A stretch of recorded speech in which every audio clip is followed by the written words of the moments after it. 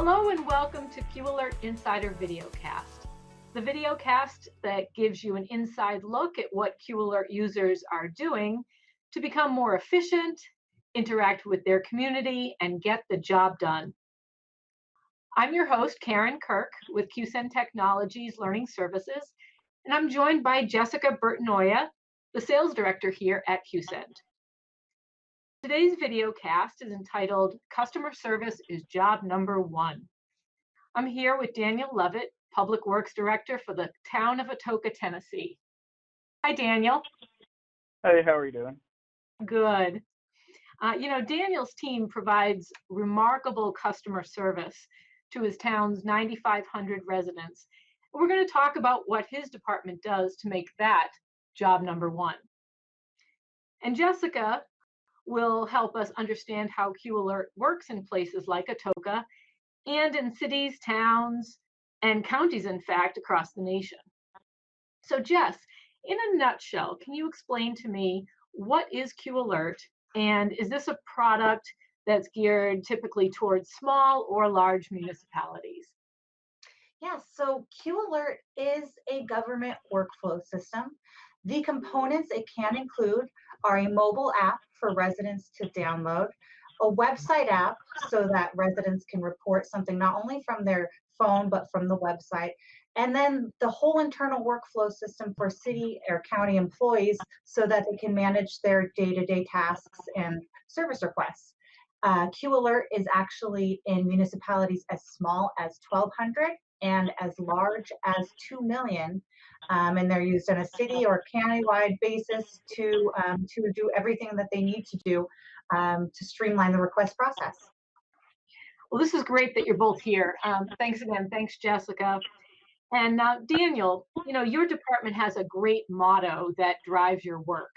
As I said at the top of the show, you lead the public works team, and you told us just the other day, and I love this, everything flows, the streets, the water, the sewer, and we want it to flow for the citizens. What does customer service mean to you when you say you want everything to flow?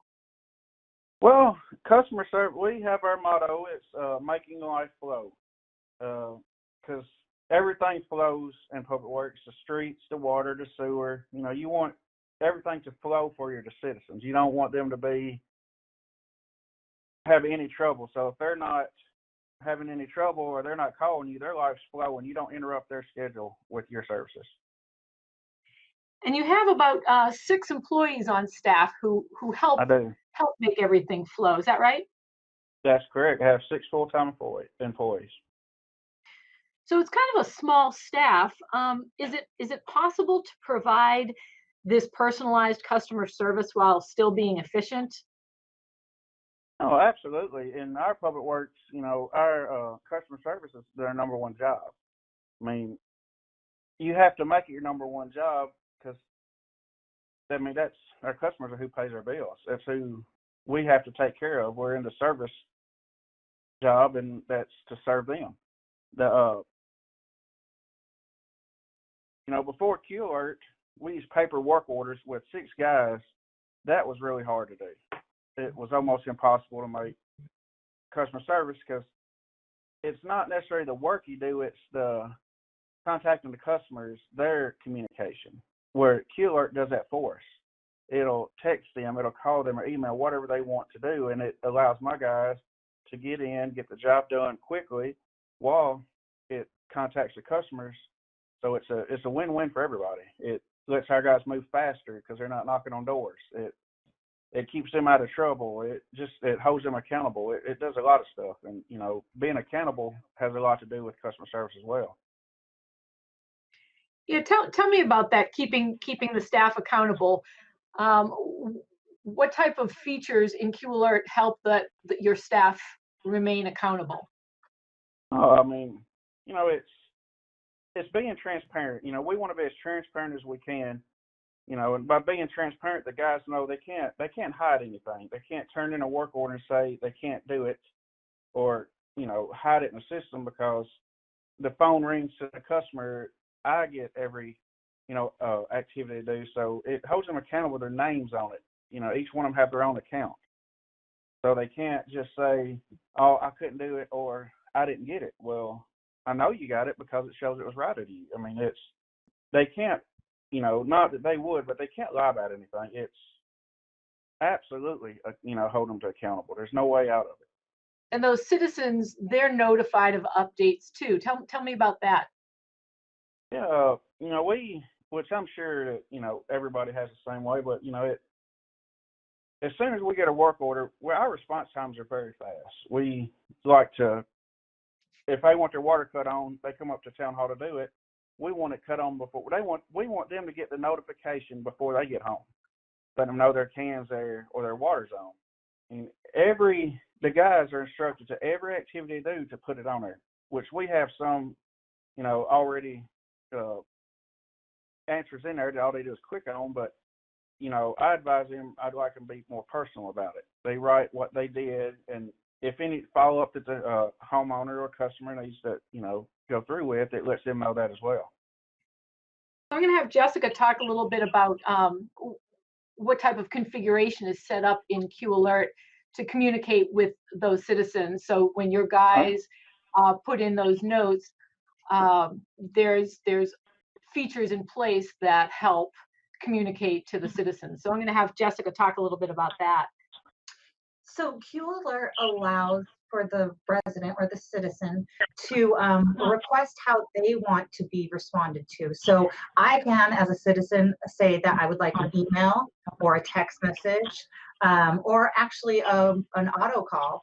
And as the staff members are updating on the back end, I'm automatically getting those notifications. So nobody on the city staff has to worry about manually getting back to residents because they're going to be getting those updates from QAlert. Daniel, do you get some feedback from citizens about the communication efforts that your team makes with them? We do. We get a good bit of response from them. My guys in the field, they hand out a card that has a survey. So the citizens can fill out a survey to let them know how they felt about the experience, and their response, them getting that automated response is from the surveys look really good. I mean, they enjoy that. Because, there's several people who would much rather just get a text than a call. They just don't want to talk about it. They just want to see what was done. And they can keep up with it on their own. If we have an ongoing issue, they can tell us, hey, we've had this many issues, because they can look at it themselves. That's really the main the main reason we went to this is to have that automated response. It just saves us a lot of time, and the customers like it because it's easy to forget to call somebody, or it's easy to lose that piece of paper. It's easy to fail in so many ways when you're using paper and not having something automated like that. So the customers really like it. I mean, we get several thank yous through QAlert because they'll actually respond through it and tell us thank you, which is, you don't see that much these days, and that makes us happy, makes us really want to do our job more. Now, another group of people who really want your team to succeed is like city council. How do they find out about your customer service and how you're improving your customer service? Well, this being a small town, most of the citizens know the elected officials. So word of mouth, they hear a lot about our customer service, and a few of our aldermen are actually builders. So they have to deal with it daily. So when they come up and get water cut on, it's done before they get back, or the trash. I mean, they see it firsthand, and the reports that we can pull out of the QAlert helps as well. It shows our response time and the different activities, the different calls, by types. So we keep them really involved in it. In fact, a couple of our elected officials actually like to be on the chain on the getting activities. So, they find that amusing.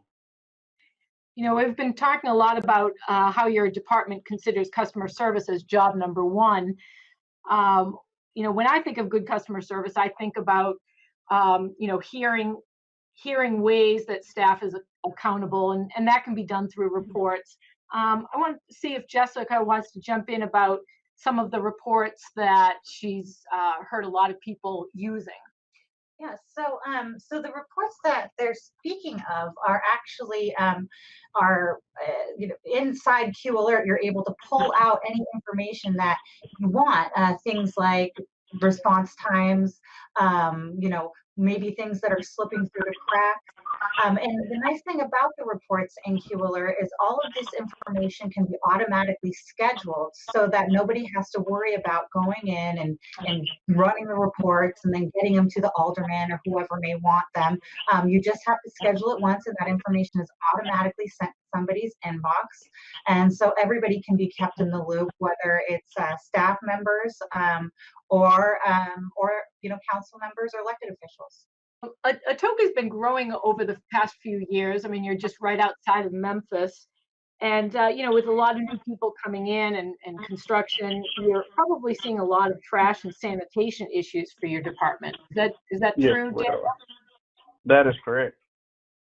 But you use a third party for trash and recycling pickup? Mm-hmm. We do. How do you use QAlert to keep customer service as job one, as we said? If, say, someone's trash gets missed on their trash day, or maybe even a whole street? Well, we, as you know, QAlert has that heat map feature. We tend to use that a lot for missed collections because we want to know the customers. They have several ways to contact us. They can go online to do it. They can use the Town of Atoka app we have that's tied directly into QAlert, or they can call. Well, no matter how they, tell us about it, they'll put a QAlert in. And me sitting at this desk with the girls up front, the clerks, they don't see the big picture. They can't tell, is it every house on this street or not?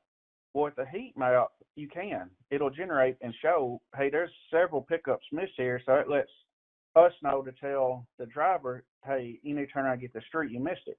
Or if it's just every random one, it lets us know they can come back and get it next day on their return pickups that they miss. Because, you know as well as I do, a lot of the missed pickups are not because they missed pickups, because they just wasn't out there. They missed it. The homeowner missed putting it out there, but, we do go back and get them. But that, it's a big deal knowing, is it the whole street or is it individuals? That means everything on how we respond to it.